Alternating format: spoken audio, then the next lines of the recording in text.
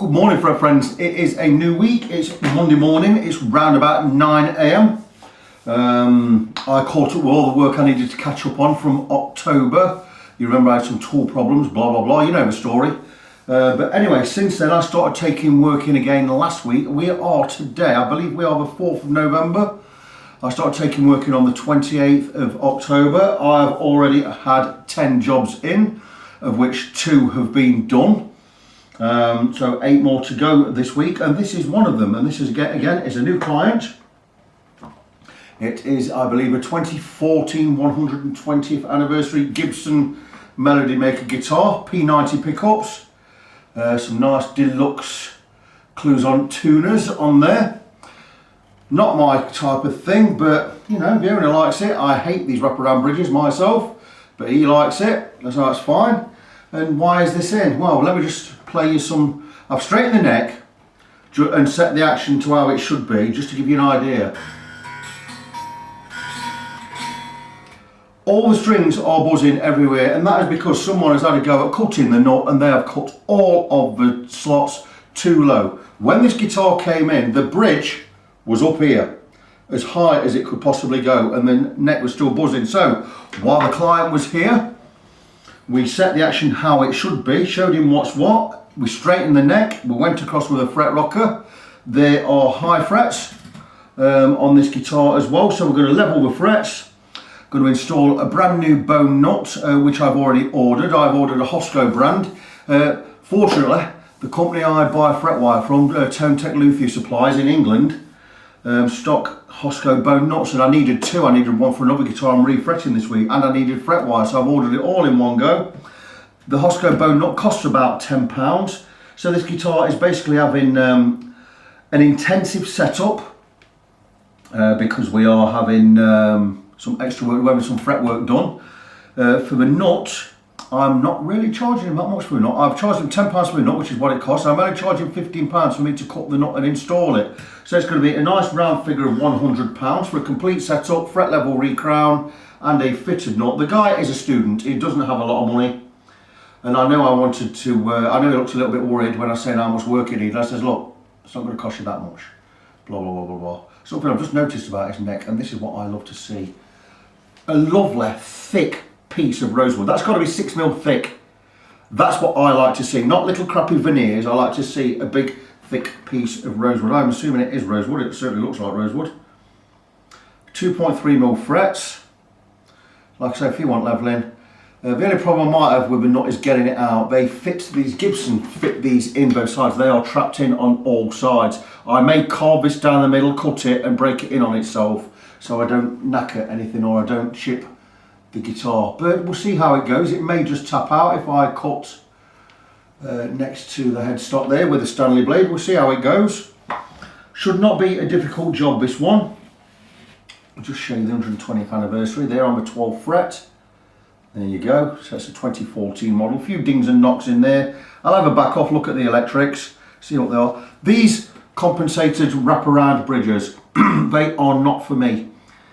If your intonation's right, then fair enough. But the thing is, what if you change string gauge? Your intonation ain't going to be right. What I really hate about these is they don't sit horizontal.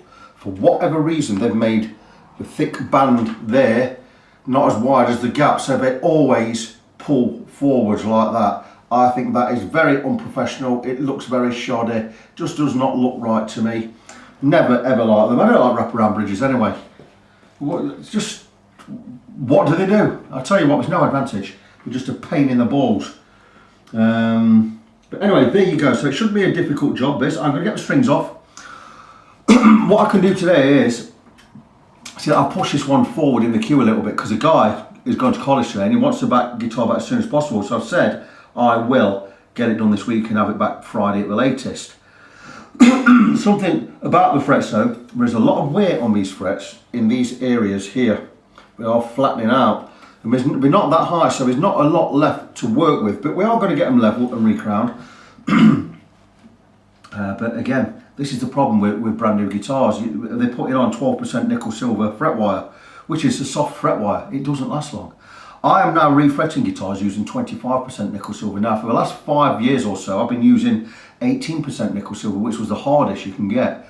But Syntom's released an elite brand of their own fret wire, which is 25% nickel silver. It is very hard. It's not as hard as stainless.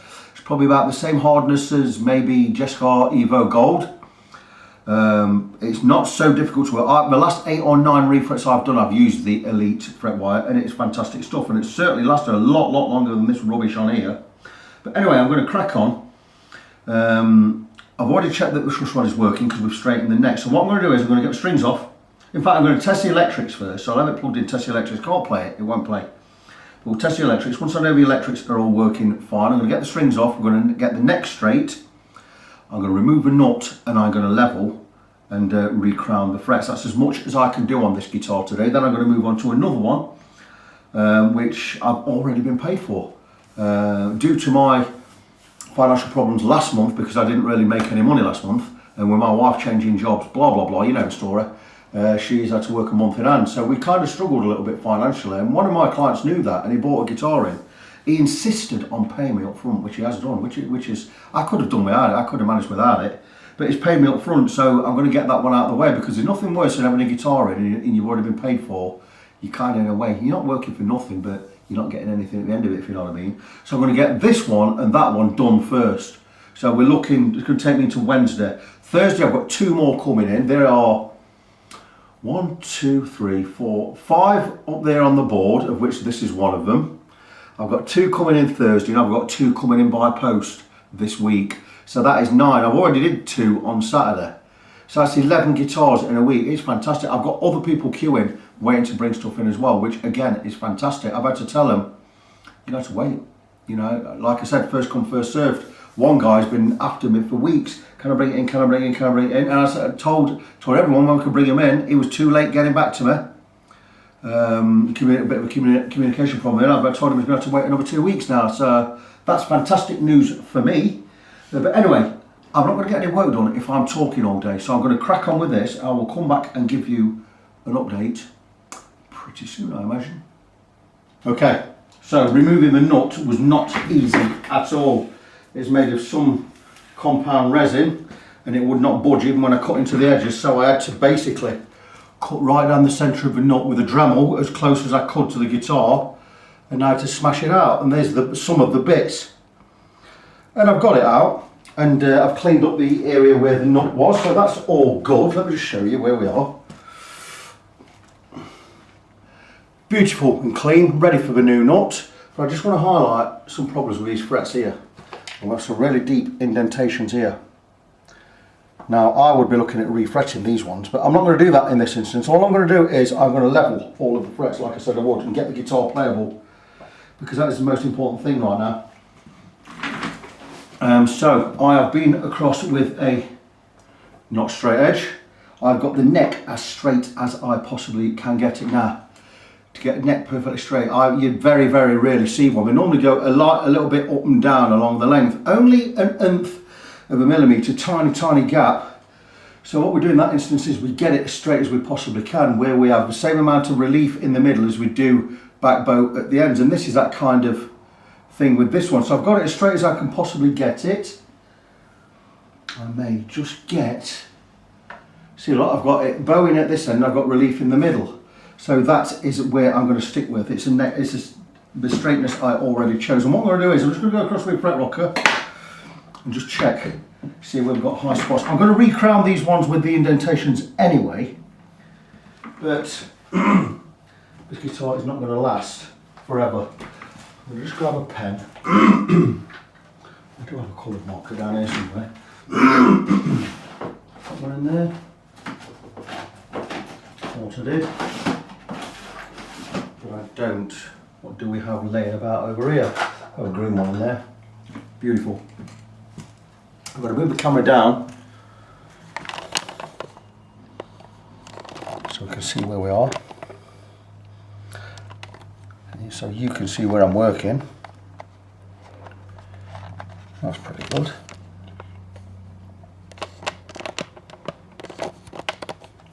We'll work with that, eh? And we're just going to go across and see where we are.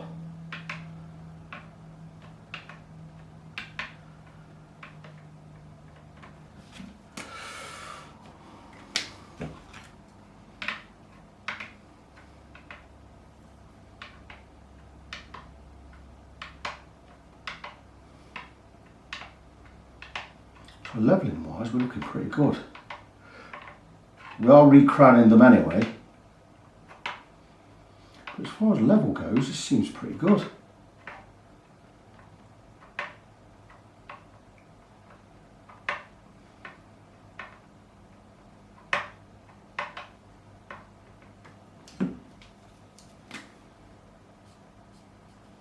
So 2 so far. That is really, really pleasing. 3, 4, there we go. That one there, that's 3, that one all the way across is 4.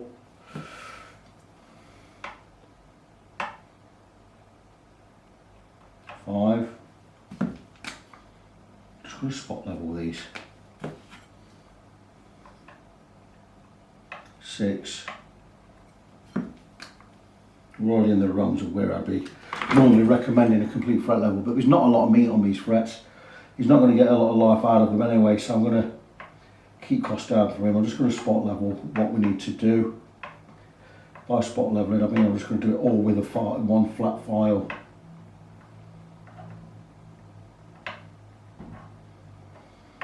Second to last one, it doesn't matter how high that is compared to that one because it's not going to alter anything. So I'm going to leave that one. 1, 2, 3, 4. We have 5 there. 1, 2, 3, 4, 5, 6. Let's just mark them off where they are high. That one all the way across. So pretty simple. All I'm going to do is I'm going to spot level with a flat file. I'm not even going to tape the neck up. I don't need to. Just check this last one again. Do we really need to remove anything off there? It's not important, we don't need to.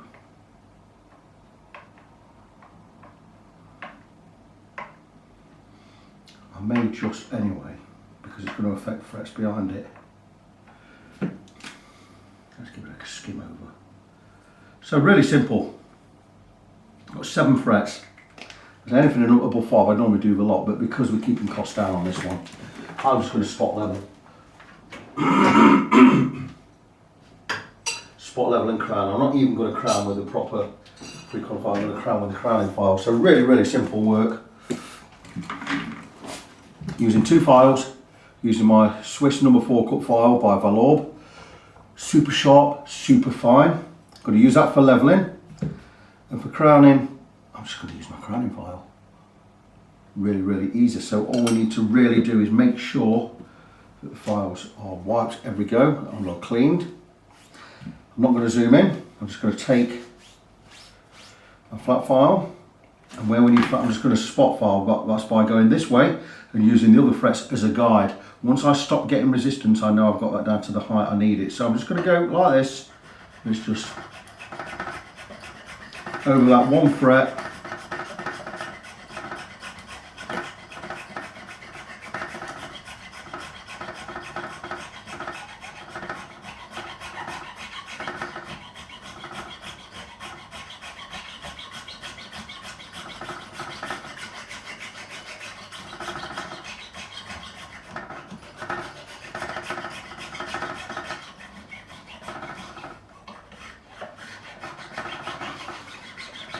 I'm not getting much resistance here, so I'm thinking that that is now probably level.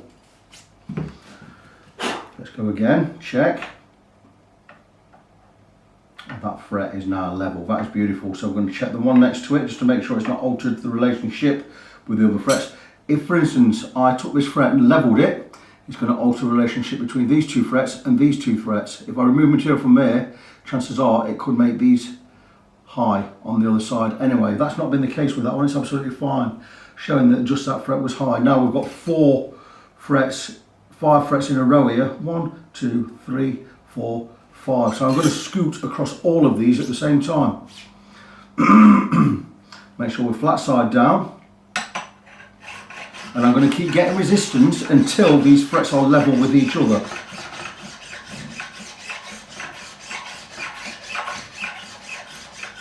And then I'm going to, that's feeling pretty good.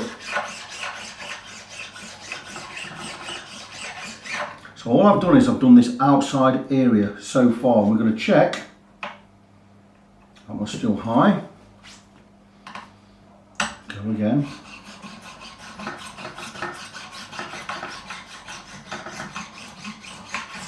Keep going until we stop getting resistance. That feels pretty smooth all the way along. So let's check again. That's good. Good, good, good, good, good. They're all good there. So we're going to come and do this side.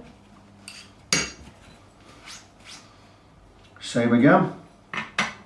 This area from 11 up to 17. Once I start getting resistance, it means the frets are all level.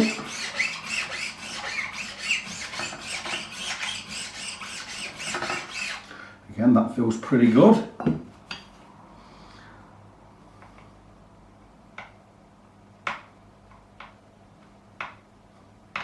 That is pretty good. And now the middle areas. We've now flattened about 5 frets in one go there. They're all going to need to be recrowned. But this is spot leveling, and what this does is it does put scratches in the frets that way. We're going to have to polish them out anyway, which is fine, but this is the easiest way of leveling frets if you've just got a few. If there are certainly any more than 6 or 7, normally more than 5, I would go across the whole lot with a leveling beam, especially with these indentations here. I'm leaving these indentations in because they're not affecting play at the moment, I want to imagine, but I'm going to recrown them anyway. So we're going to get most of them out that way.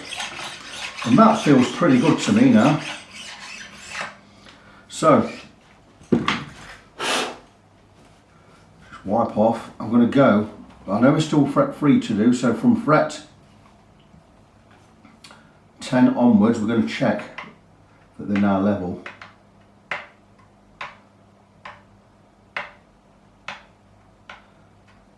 And they are, and that's nice.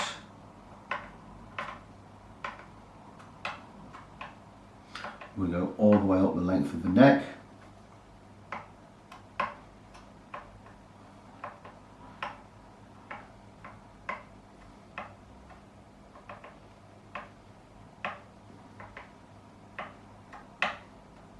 Very happy with that. So from fret 10 down, I might as well go and check the rest.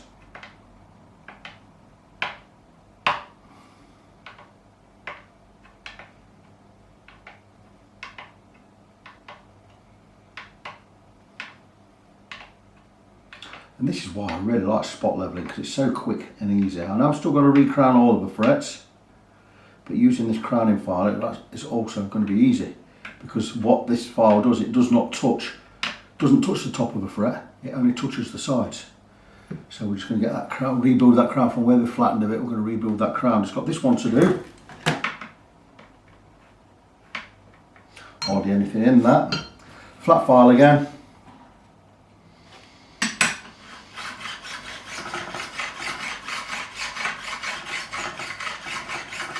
Just for good measure, where these frets have got a lot of wear, I'm just going to level over these frets, just skim over. Just try to remove a little bit of those indentations, or just level around them. Not removing any height, great height from anything, just smoothing them off.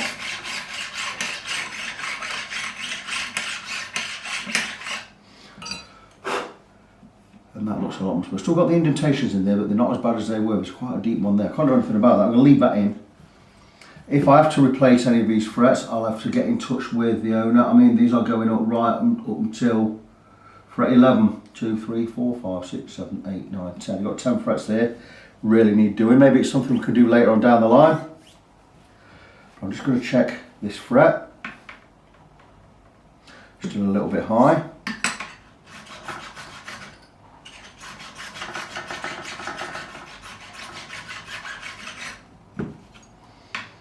And there we go, we're good. Check one back, one forward. Up the neck to fret 10, make sure everything's okay. Certain it will be. So that's it, that is good. Happy with that. That is all of the frets level.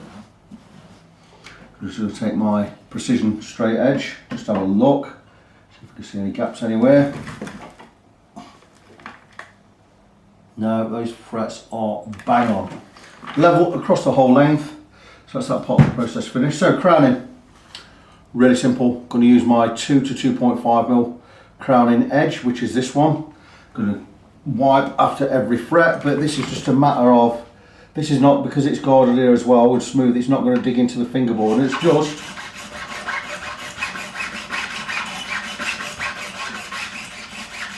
that's it, one done.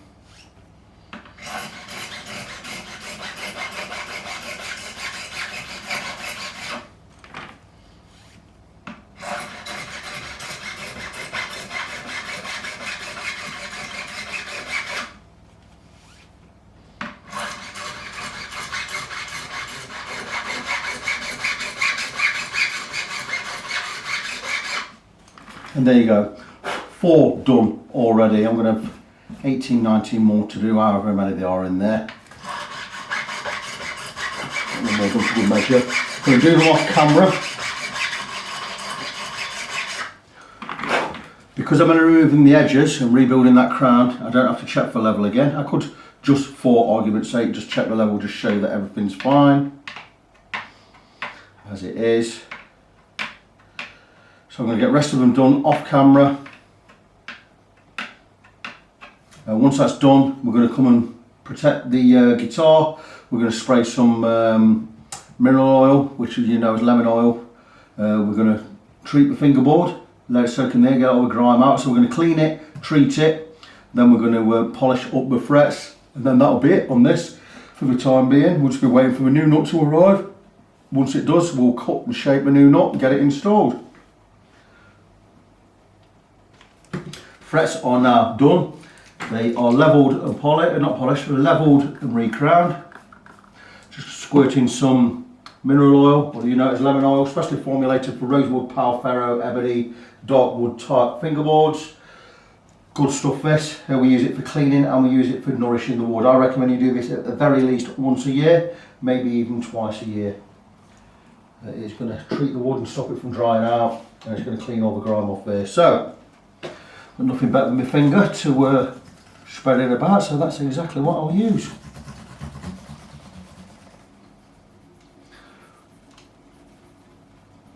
Whole fingerboard, a good covering, and we'll let it soak in 10 minutes, 10, 15, 20 minutes, whatever.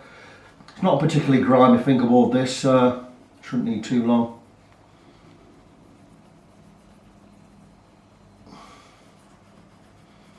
I'll let this do its job, and while I'm letting this do its job,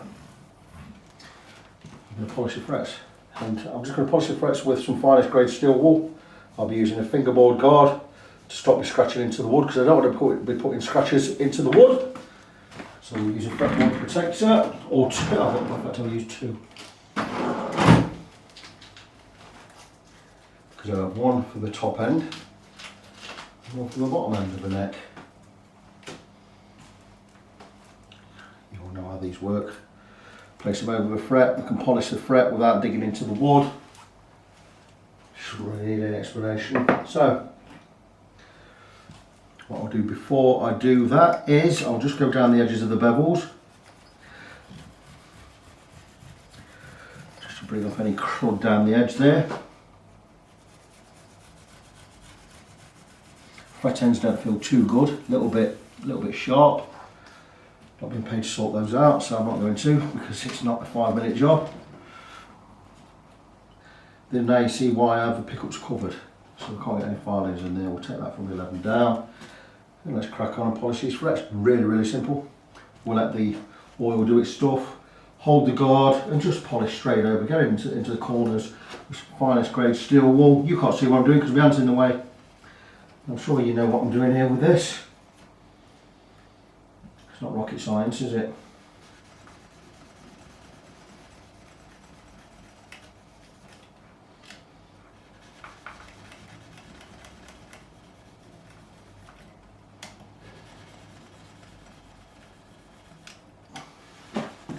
It's a 5-year-old guitar. Fret where it's got, you probably get another 3 years out of the frets on this.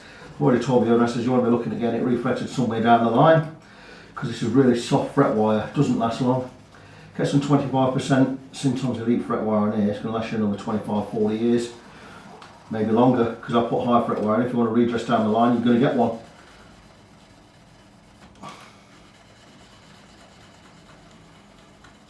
But getting your guitar refretted every 10 years is no great shakes. It's worth doing.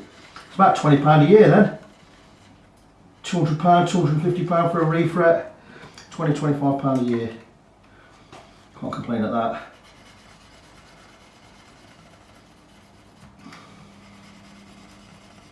Anyway, I'm going to crack on with this. I'm going to wipe this off in 5-10 minutes. It's a matter of, all I can really do after that is get some switch cleaner in the switches. And that will be it until the new nut arrives. And we'll take it from there. I've done as much as I can really do now on this guitar. I've leveled the frets, re-crowned them, polished them, treated the fingerboard. I've tightened every nut and bolt, checked the strap pins. This one was really loose, I've tightened that. And I'm going to do one more thing before I have to put the guitar down and move on to something else. And that is, I'm going to get some switch cleaner into the pot. So I've got one crackling pot, so just a little squirt of switch cleaner in each one. Let it do its stuff, soak in, and that will fix that problem. Doesn't matter about overspraying on these because it will evaporate. It's like WD-40 for guitars, this gear. And there you go. That's that done. All I've got to do now is just wiggle the knobs. Let that penetrate and do its stuff, which it will do. It's already done it.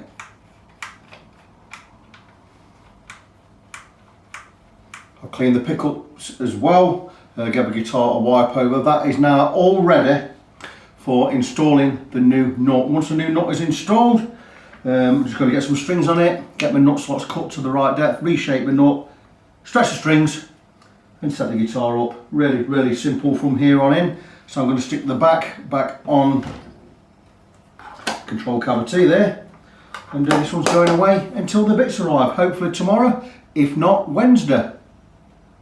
The nut did arrive this morning. One of these little jobbies, Hosco, fits almost perfectly. It was too wide and it's certainly too high, but that is a good thing. So to sort the width out, basically I hand carve the nut off the guitar until it fits, and once it fits I glue it in, and that's glued in, and it is too high, and that is fantastic. But there it is, beautifully shaped, both sides. Check there, check there, flush to the neck. A beautiful Hosco bone nut. So all I need to do now is get some strings on this guitar and start cutting the depth of these slots to the correct depth. The ones on my last nut were far too low. These are already, they're at least 1 millimetre too high. I can tell by looking at them as they are. Just checking some of these frets. They're not seated perfectly well, these frets, but somewhere down the line it's going to be having a refret anyway. So what I'm going to do now is I'm going to bang some strings on, get the bridge on obviously, get the strings on, and we're going to recut these nut slots. It's going to be done on the bench over there. Basically I'm going to be doing it on the fretting bench because I have a big vise there, a guitarist or a guitar workshop vise over on the refretting bench. So it'll be over there. I can't start cutting the slots until the strings are on though, so times like this, sometimes I would stick on a old set of strings, but today I'm just going to go with the new set, and I'm going to cut the slots with the strings on. Once the slots are cut to the correct depth, we're going to reshape the top of the nut, because that's all we really need to do with this now. And once the slots are cut to the correct depth, it's just a matter of stretching the strings in and getting the guitar set up. So another hour or so, probably hour and a half, this guitar will be ready to go out of the door. So stay tuned, we'll get onto the other bench and we'll get cracking. Okay, so we're going to dry run the two outside strings, going with a power slinky set, 11/48. Already got the 48 on. I'm going to go with the 11 down the far side. Bit of a tedious job putting the strings on these guitars because it's got a wraparound bridge, and I don't like wraparound bridges. They're a pain. So string 1 on. See, look, I'm going to put string 6 on there, look, and I've just totally missed the wraparound parts. You've got to thread these through some kind of hole somewhere that you can't see.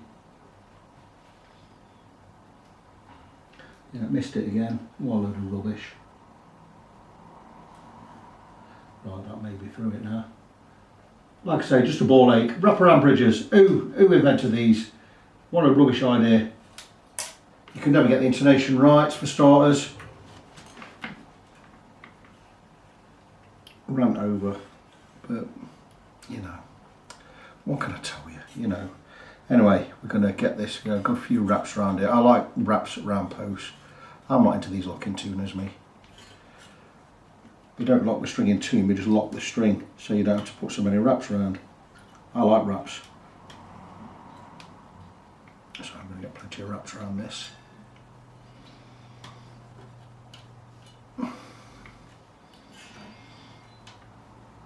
And there's at least 6 wraps, how's that for you? And what we're going to do is, we're going to see how the strings line up on this knot, and then you can determine, give us an idea of how much knot we need to cut off. For this to be a lot easier. So you're going to have a good 7 or 8 wraps around this post. I like that.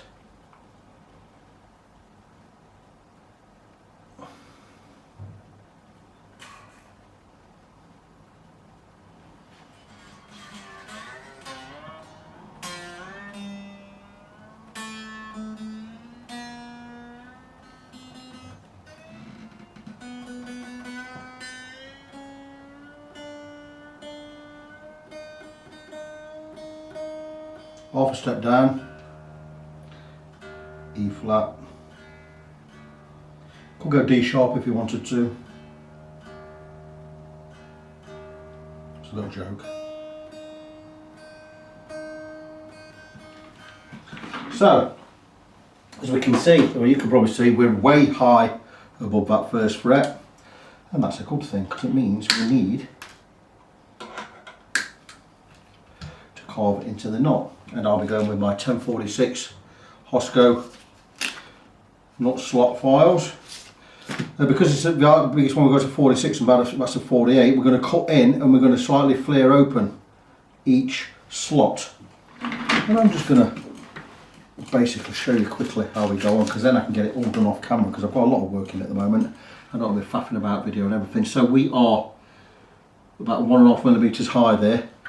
We can easily chop in to 1mm of this. So what I want to do is I want to keep the file straight. I'm going to slightly angle it down toward the machine head. And then just to flare, just like so. And there you go, we've cut that nice and deep, and we're going to, again,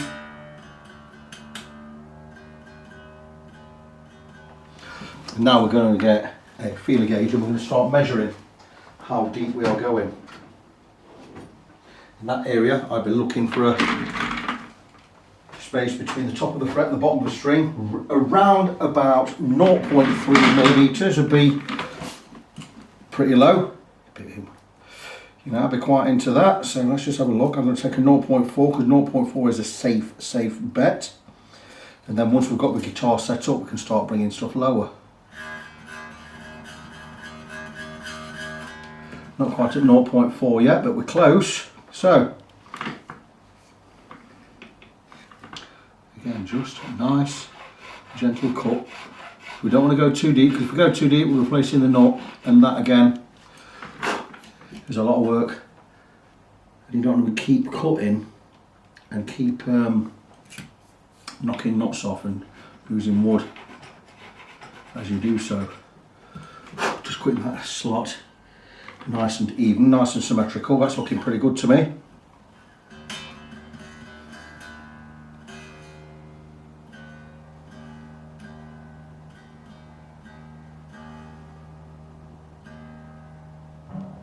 Okay, that's good.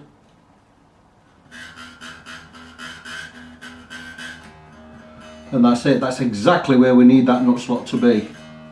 Going to do the same with the one at the top end, so that is 11. We'll be using the 10 cut on this one and slightly flaring open again. Let's take a measure first. I would safely get down to 0.2, 0.25 on this one. So because I've not got the guitar set up yet, we're going to go with 0.3. Let's see where we are. We are quite a bit high there. Now I should be able to drag this string over to there. That's good. Let me see that we're pretty much straight. And there you go. Angle slightly back.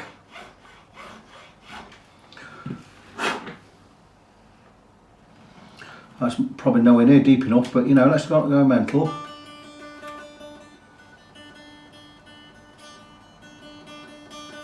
Now it's not deep enough, but it's close to where we want to be. That's good. Cut many times, measure many times, cut many times, but you know, don't go gung-ho. Go gung-ho, you're going to cut it too deep. I've done it before.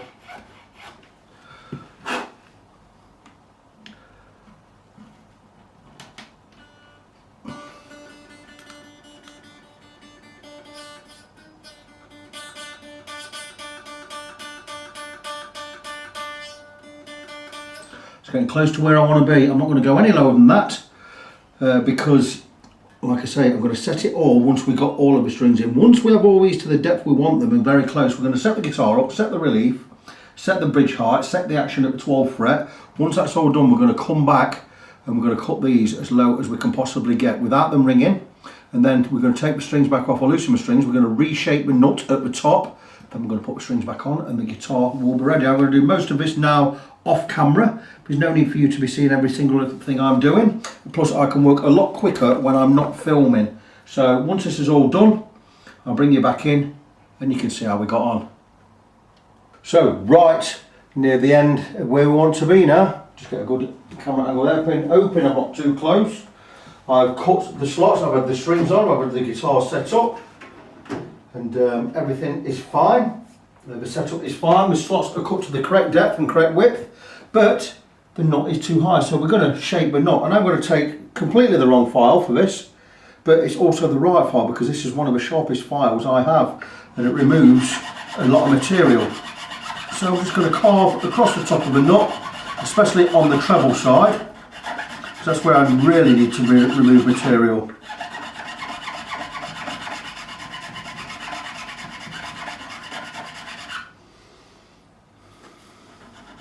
And keep shaping the knot across the edges as well, across the top and the back slant.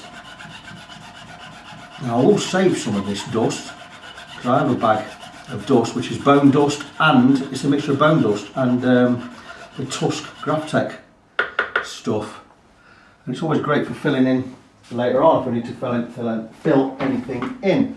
I'll just grab that bag. I mean, I could also use baking soda if I wanted to, but it's good to just have a mix of. This is a mix of bone, dust and a Graphtec Tusk type gear. It makes a great mix. And you know, waste not, want not.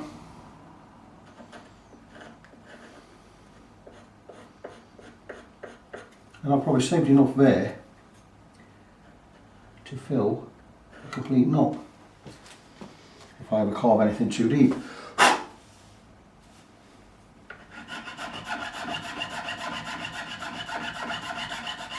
I've been in contact with the owner of his guitar, letting him know the guitar's ready. He can't get it till 5 o'clock. He started uni again this week, so he's at university. I bet he's itching to get his hands on this because I bet he's not played it for a while.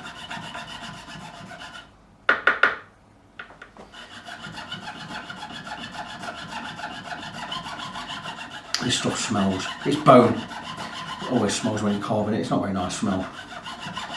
I don't think bone was meant to be carved. It wasn't God's plan to go around carving bone. Anyway, let's see if we can save some more of that. Yep, certainly can.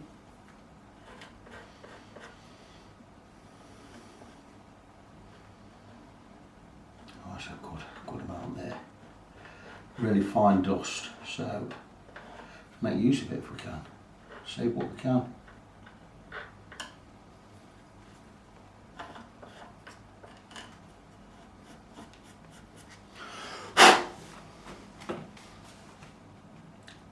Oh, that'll do. That is absolutely fine. Let me just grab my little welder's tool file.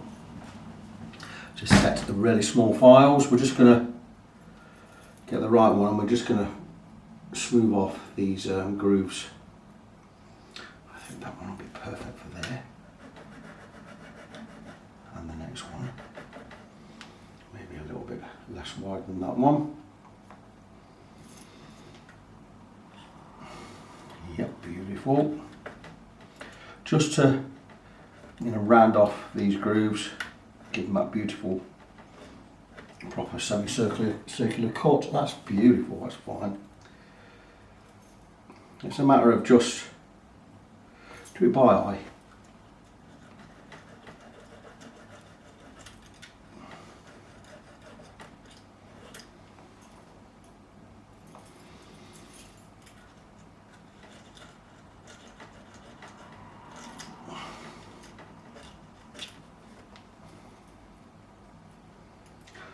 Just need to do a little bit of top shaping.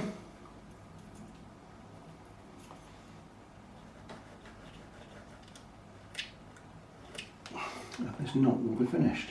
Oh, where are we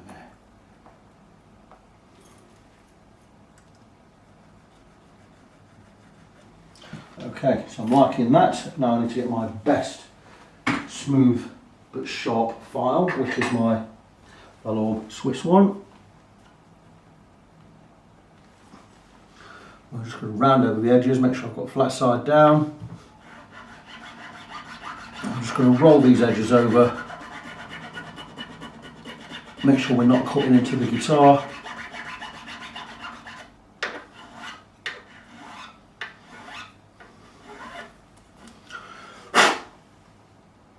Oh, that's beautiful. That really is a thing of beauty.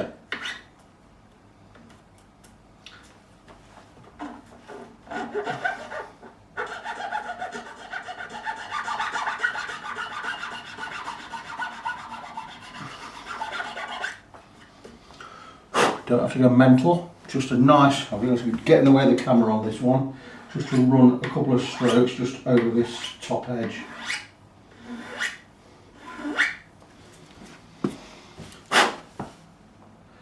And that, my friends, is a cut and shaped knot. I'm really liking that, it's beautiful. Yep, very, very good. And there you go, all done. Get the strings back on, check the setup, and the guitar can go back to its owner. And there we are, all done. And not a difficult job at all, this one. Came in basically with the right setup, the strings were just laying on the frets. The nut was cut far too low. I've put a brand new nut on there, I've levelled the frets, levelled, crown and polished the frets, given it a setup, put on a new bow nut.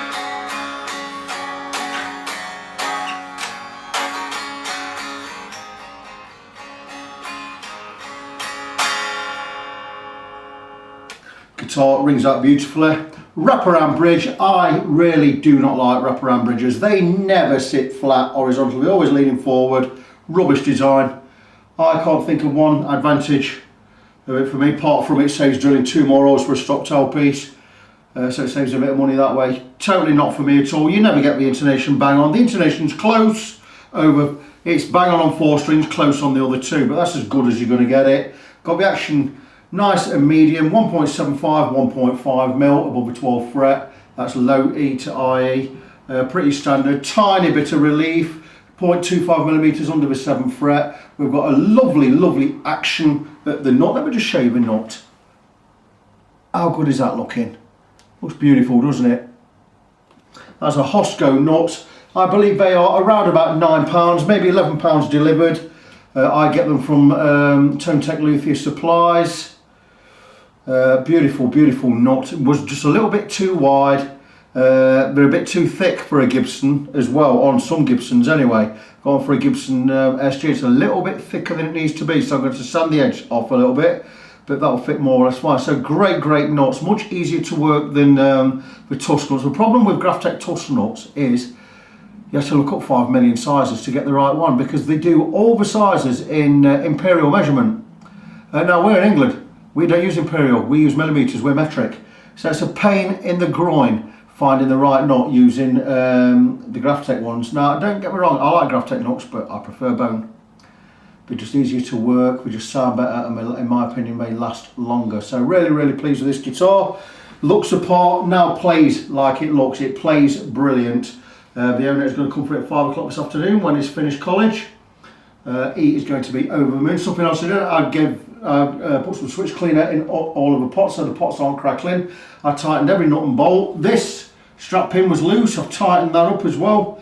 Everything's been checked, it's all ready to go. So, just before I go, I'm going to remind you of my website, facebook.com/ng17. That's facebook.com/NGONESEVEN. You can also go to fretfriend.co.uk. My name is Victor, I am your fret friend, and until the next time, as always, stay in God's blessings, be good to each other, and I'll see you next time.